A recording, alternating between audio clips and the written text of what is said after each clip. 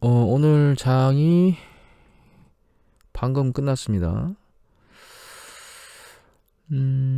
장이 오늘 안 좋아요. 미국 장이. 아시아장이 좀 세게 끝났고, 약하게. 중국장이 가장 약했었거든요. 근데 유럽장 와서는 좀 진정되는 것 같더만, 미국장 와서 다시 아랫방향으로 세게 움직이고 있습니다. 장 끝났어요. 좀 전에. 그래서 2.11%로 빠졌고, 나스닥이 3일째 지금 빠진 상황입니다. 특이한 거는 원자재 시장 쪽에서 구리 가격은 이제 세게 빠지고 있는데 유가는 확 들려 올라왔어요. 이거 뉴스 보도에서 이거 왜 올라갔나 좀 찾아보려고 하는데 안 나오더라고요.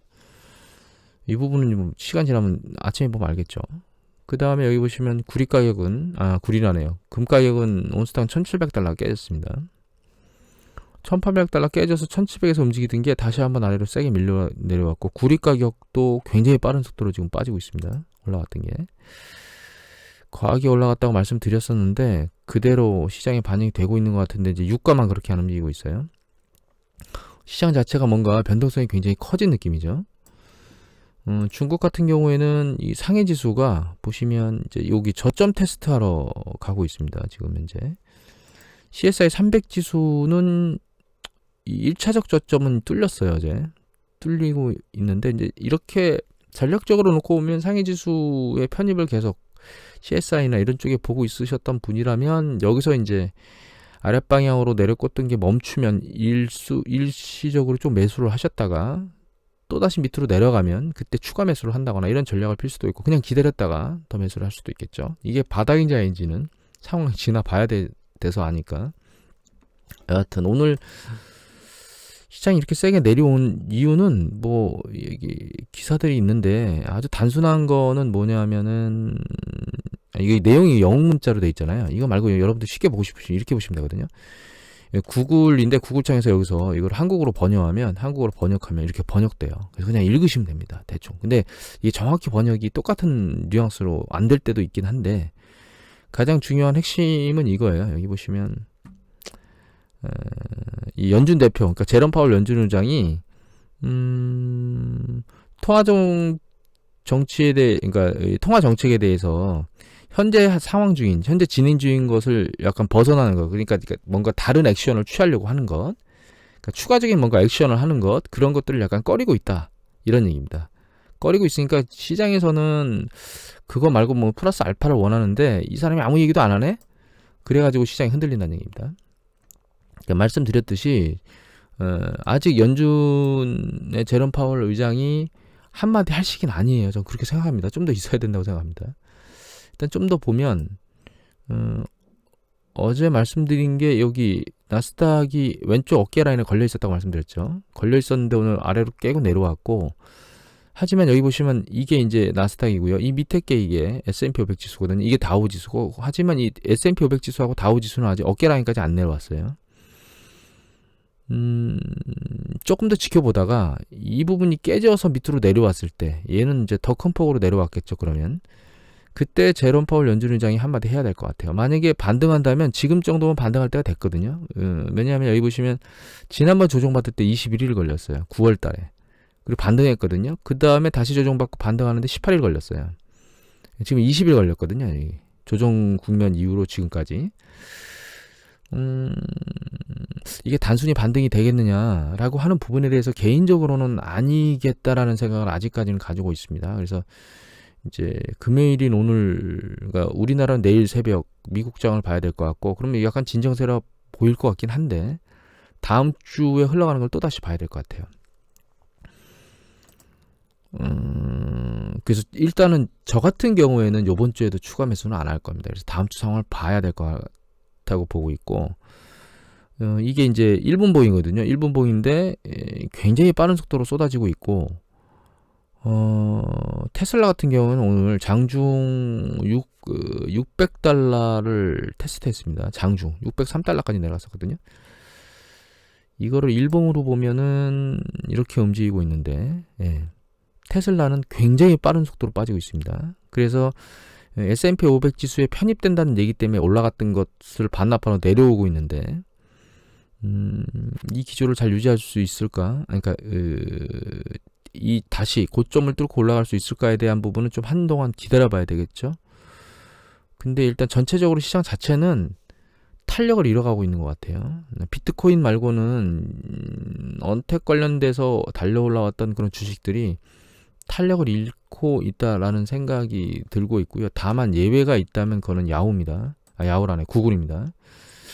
구글 주식은 탄력이 다른 것보다는 상대적으로 이미 이제 예전에 쳤던 고점보다 높이 있는 상황에 있고요. 예전 있던 고점보다 높이 있는 그 주식들이 없어요. 대부분 다 그 아랫단으로 내려왔거든요. 살짝 내려온 것도 있지만 더 많이 내려온 것들도 있고. 테슬라야 뭐 여기가 정점이니까. 여하튼 이런 움직임들이 일어나고 있는 건 이게 10년 국채 때문에 그런 건데, 또다시 오늘 보면 새벽에 1.53으로 올랐어요. 수익률이, 채권 수익률이. 근데 이제 이게 미국만의 문제가 아니거든요. 여기 보시면 이거는 이 검은 게 이게 미국 국채고요. 파란 게 영국입니다. 10년 국채. 그다음에 이거는 일본, 이게 독일이거든요. 보시면 그 코로나 팬데믹 때문에 급락했던 국채 수익률이 일정 수준 자리를 잡고 있다가 최근 들어서, 올해 들어서 보시면 작년 하반기, 이제 올해죠 이쪽이, 올해 들어서 치고 올라가고 있습니다. 지금 미국뿐만 아니라 다른 지역에서도 치고 올라갔는데, 아까 보면 유럽 주가 같은 경우는 상대적으로 좀 안정화되어 있는데 미국 주가는 특히 나스닥이 요동을 치고 있잖아요. 그래서 실제로는 그 선도돼서 움직였던 그런 주식들이 빠르게 빠지고 있는데, 배수가 많이 높다는 점도 좀 생각을 해봐야 될 것 같고, 다른 지역보다는 미국 지역이, 특히 나스닥이 그런 부분이 시장에 영향을 미치고 있는 게 아닌가, 그렇게 생각해보면 투심이, 광기에 휩싸였던 투심이 일정 부분 정상화되는 게 아닌가, 이런 생각을 조금 해보게 됩니다. 그리고 한 가지 더 말씀드리고 싶은 거는 그 지금 원자재와 관련해서 슈퍼사이클 얘기들이 계속 나오고 있는데, 그렇게 될 것이냐에 대한 부분은 전 조금 약간 다르게 생각하고 있거든요. 이게 이 빨간색이 S&P 500 지수고요. 그 다음에 이 캔들 차트가 이게 유가입니다. 그 다음에 이 파란색이 굴이고요. 이 노란색이 금이거든요. 그런데 잘 보시면 이 빨간 걸 빼고 보시면 되죠. 이게 주가니까. 이 원자재들은 그 추세적인 움직임, 중간의 변동성에 대해서는 약간 차이를 가지고 있지만 추세적인 움직임에서는 동질성을 가지고 있거든요. 그런데 최근 이 금값이 약간의 변동성이라고 얘기하기에는 좀 세게 아래쪽으로 고드박질 치고 있거든요. 그러니까 이 금이 원자재, 실물자산, 원자재는 아니지만 동종의 실물자산으로 다른 실물자산과 동일한 패턴을 움직이는 게 일반적인데, 지금은 그 패턴보다 훨씬 강하게 반대 방향으로 움직이고 있습니다, 현재. 그래서 개인적으로는 원자재 슈퍼사이클이 있지는 않을 거라고 보고 있습니다. 차트상 그냥 이거는 이제 성향상 보는 거고요. 또 한 가지는 이게 미국의 10년 국채 수익률이고요. 이게 연두색이, 그 다음에 이게 파란색이 미국의 CPI입니다. 전년도 월비. 코어는 아니에요. 그냥 CPI입니다. 그 다음에 이 빨간 게 유가거든요. 근데 유가를 갖다 들이댄 건 가장 경제에 밀접한 원자재이기 때문에 그래요. 우리가 일반적으로 뭐 차에 기름을 넣기도 하고 에너지원으로도 많이 쓰이게 되고, 이래서 유가를 제가 믹싱해서 넣은 건데, 잘 보시면 우리 CPI가 과거 이제 전쟁통에 요동을 친 거 이외에 일정 수준 안정화를 거치고 있다가 후반부에 보면 여기서 이제 들려 올라가기 시작하죠.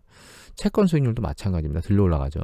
이 시기가 미국 입장에서 놓고 보면 어떤 시기냐면 베트남 전쟁에 참전했을 때입니다. 미국이 1964년도부터 1973년도까지 베트남 전쟁에 참전했었거든요. 그러니까 이 시기가 베트남 전쟁에 참전했던 시기예요. 그래서 베트남 전쟁에 참전하면서 전비 때문에 유동성이 급격히 팽창했거든요. 그 다음에 국채 발행도 많았습니다. 그래서 국채 공급이 많다는 뜻은 가격이 떨어진다는 뜻이고, 반대로 수익률은 올라간다는 뜻이죠. 그리고 유동성이 풍부해진다는 뜻은 그 물가를 촉발할 수 있다는 뜻도 됩니다. 결과적으로. 그 두 가지 그러니까 이 움직임이 여러 가지 요인에서 움직이긴 했겠지만, 베트남 전쟁과 관련된 요건이 여기에 포함됐다고 보시면 돼요.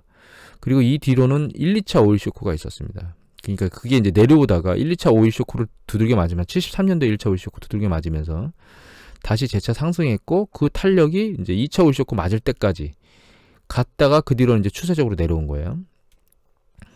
이때는 여러분들 이게 인위적인 공급 충격으로 물가가 올라간 겁니다. 채권 수익률하고. 사우디에서, 그러니까 오펙에서 유가를 옥죄했으니까 인위적으로. 그리고 이때는 그런 행동의 패턴보다는 이미 말씀드렸지만 중국의 대규모 수요가 들어오면서 이때 원자재 가격, 석유 가격이나 다른 원자재 가격이 올랐거든요. 근데 차이점은 보시면 이때는 유가가 올라가면서 같이 물가 상승이나 이런 게 급등했었거든요. 그런데 이때도 초반에는 보시면 유가가 올라가면서 물가가 이제 안정화되는 것 같더니 이때 이제 디플레이션 우려가 있었겠죠. 그러다가 좀 안정화되는 것 같아서 이때 팍 치고 올라갔죠, 유가가. 그러니까 물가 상승률이. 그래서 2004년도에 원자바우 총리가 긴축 얘기가 있었다고 말씀드렸죠. 그런데 그 뒤로는 물가 상승률이 올라가지 못하고 떨어졌습니다. 왜냐하면 중국에서 그 원자재 가격이나 이런 것들은 다 올라가는데도 불구하고 중국에서 생산된 물건들이 싼 가격에 전 세계에 공급됐기 때문에 이때 일어났던 시스템이 골디락 시스템입니다. 수요는 팽창이 많이 됐는데 거기에 따라 물가는 안 올라가는 그러니까 물가는 안 올라가는 거예요. 적정 수준이 유지되는 거죠. 그런 시스템이었는데 그걸 중국이 떠받치고 있었거든요. 그래서 이제 한참 동안 잘 갈 거라고 얘기를 하다가 사실은 글로벌 금융위기 터지기 직전에 2007년도, 그러니까 2007년도 3분기부터 브릭스 쪽에 물가가 올라가기 시작했습니다. 사실은. 그래서 정점을 맞고 아랫방향으로 이제 움직이기 시작했거든요. 물론 그때 이제 그 베어스턴 파산이나 이런 것들도 영향이 있었지만 그 이전에 이미 정점 부근에 다다라 있었습니다. 경제 상황은. 지금은 잘 생각해 보면 인위적인 공급 충격을 가지고 있지는 않아요. 지금은 누가 이제 예를 들면 구리 공급을 안 하는 그 칠레 광산이나 이런 쪽이 인위적으로 하는 게 아니고 코로나 팬데믹이나 이런 쪽에 좀 영향을 받고 있는 거죠. 인위적으로 작동하고 있는 것은 사실 반도체 시장입니다. 중국이 미국을 막 옥죄면서 반도체 공급이나 이런 것들이 원활하지 않은 패턴으로 간 부분이 없잖아 있다라고 한 보도들이 많이 나오고 있죠. 그냥 그런 부분은 인위적으로 하고 있지만 원자재 쪽에서 놓고 보면 인위적인 액션은 아니고 일시적인 액션. 요번에 텍사스에서 그 기후 때문에 에너지 생산이 어렵다거나 이런 것들이 인위적인 거거든요. 그래서 이때 대규모로 원자재를 끌어다 썼지만 골디락 시스템을 만들어져 있던 것들, 이 중국에서 대규모로 저가 생산품을 생산한 것도 있고 지금도 뭐 그런 시스템은 중국 아니더라도 다른 쪽에서 만들어질 수 있죠. 또 한 가지는 이 시기하고 다른 점이 뭐냐면 지금은 많은 사람들이 유통업에서 오프라인 유통이 아니고 온라인 유통이 활성화돼 있거든요. 그래서 온라인 쪽의 유통의 가장 큰 소비자의 장점은 가장 싼 걸 고를 수 있다는 거예요. 동종의 제품에 가장 싼 것을 고를 수 있다는 거고 공급자의 측면에서 가장 최악인 거죠. 그거는. 근데 그런 시스템이 돼 있기 때문에 사실 물가 상승률이 한도 끝도 없이 올라가지 않을 거라고 저는 개인적으로 생각하고 있습니다. 그리고 인위적 공급이 아니라는 점도 감안돼 있고 그래서 그 원자재 슈퍼사이클이라고 하는 부분은 전 개인적으로는 약간 부정적으로 생각하고 있고요. 지금 일정 수준 많이 올라와 있는 원자재 가격은 이제 조정 국면에 들어가야 되지 않을까라고 생각하고 있습니다. 그래서 지난번에 구리 가격 얘기를 계속 너무 많이 오른 거 아니냐 이런 얘기를 드렸던 이유도 그 때문이거든요. 그래서 구리 가격이 지금 빠른 속도로 오늘 내려왔는데 이거는 뭐 당연한 패턴이라고 보고 있고 향후에도 일정 수준 조정 이후에 방향성을 타진할 것 같아요. 이 유가가 올라간 거는 왜 그런지 뉴스 보도가 안 나와서 잘 모르겠습니다. 이건 보면 알겠죠. 여하튼 그래서 그런 부분들 때문에 우리가 인플레이션이나 이런 것들이 촉발돼서 큰 문제가 생기는 거 아니야라고 하는 부분을 걱정하지는 않으셔도 될 거라고 생각하고 있습니다. 지금 걱정은 안 합니다. 전 개인적으로. 그리고 인플레이션이 유발된다는 건 뭔가 긍정적인 거예요. 경기 확장이 잘 가고 있다는 뜻이고 또 한 가지는 물동량 문제 때문에 그러니까 원자재 가격이나 혹은 물가나 이런 거 올라가는 얘기를 하는데 그런 뉴스 보도들이 나오는 게 있거든요. 그런데 이게 뭐냐면 그 컨테이너들의 가용성이니까 이게 그러니까 쓸 수 있는 정도예요. 그래서 이게 위로 올라가면 컨테이너가 많이 이제 비어서 돌아다닌다. 밑으로 내려가면 빡빡하다. 그런 얘기거든요. 근데 이제 2019년도는 우리가 경제가 그 코로나 터지기 전이죠. 그래서 일정 수준 쭉 유지하고 있다가 좀 느슨해지는 과정을 왔는데 2020년도 오면서 코로나 팬데믹 발생하면서 가용성이 쭉 올라갔다가 한동안 옥죄졌다가 다시 올라갔다가 다시 옥죄졌거든요. 최근에 가용성이 계속 늘어나고 있어요. 이게 늘어나고 있다는 얘기는 뭐냐면 컨테이너를 쓸 여력들이 늘어난다는 뜻이에요. 위로 올라가면. 그래서 운임지수를 보면 이게 중국 전체 컨테이너 운임지수거든요. 근데 운임지수가 상당히 이제 높은 부분에 있다 약간씩 내려오고 있는 느낌을 보이고 있어요. CCFI 그리고 상하이 쪽에 있는 컨테이너 지수를 보면 얘는 내려오고 있죠. 추세적으로 이렇게 조금.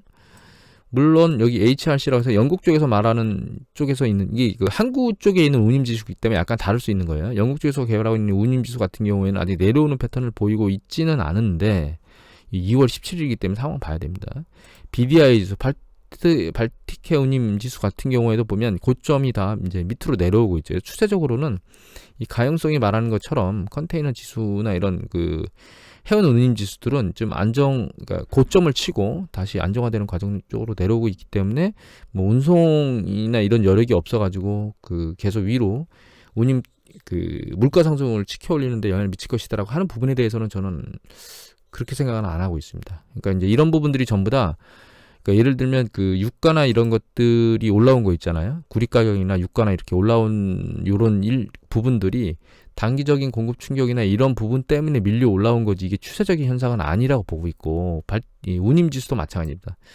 대규모로 이제 코로나 문제도 있고 여러 가지 문제 때문에 쓸 수 있는 여력이 이제 쭉으로 들었다가 그래서 운임이 확 올라갔다가 지금은 이제 안정화를 거치고 있는 과정을 거치고 있다는 거죠. 그래서 인플레이션이 올라가는 걸 너무 부정적으로 보는 게 아니고 긍정적으로 보는 게 맞다고 생각을 하고요. 다만 한 가지 이 생각을 하셔야 됩니다.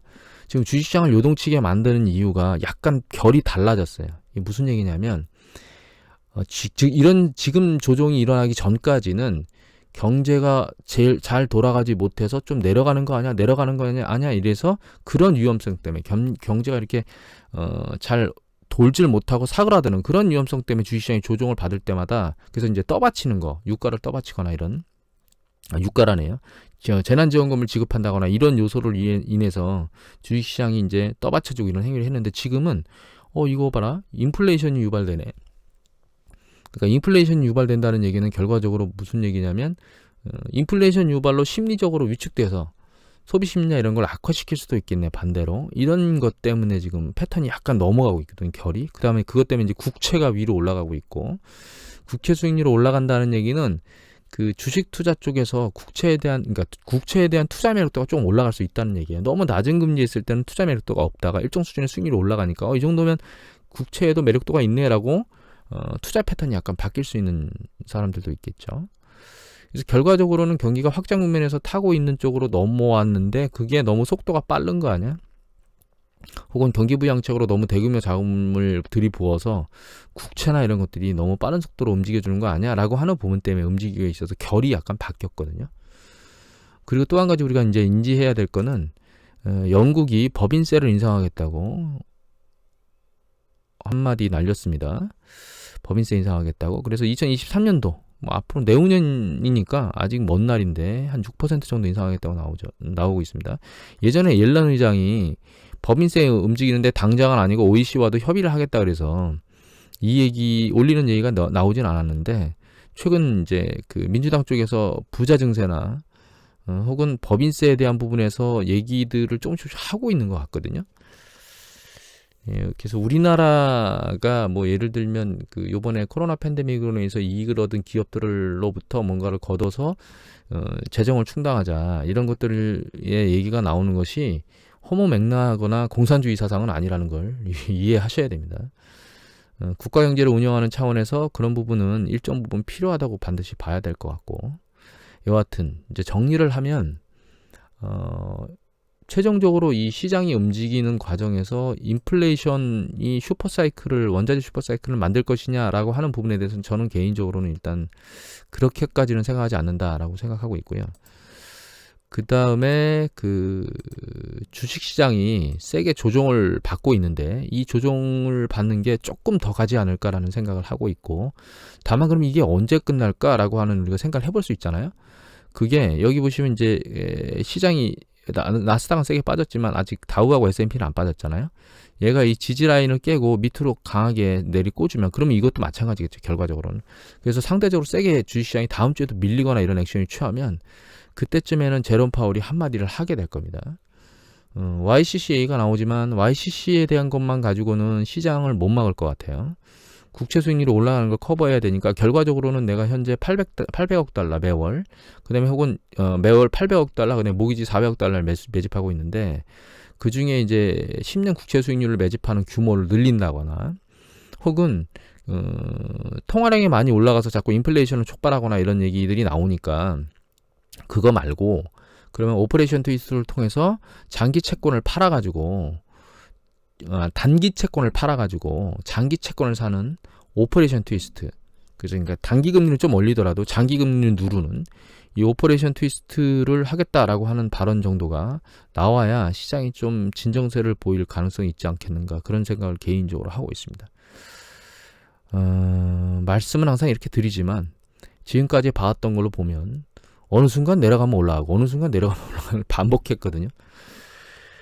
그 광기가 아직 완전히 사그라들었느냐 확신할 수가 없습니다. 하지만 요번은 이제 작년 10월 이후에 조정 이후에 올라왔던 패턴에서 약간 벗어난 움직임들을 보이고 있기 때문에 그런 움직임으로 놓고 보면 조금 더 조정의 가능성이 있지 않겠는가, 이렇게 정리를 하고 싶습니다. 오늘 이것을 마치도록 하겠습니다.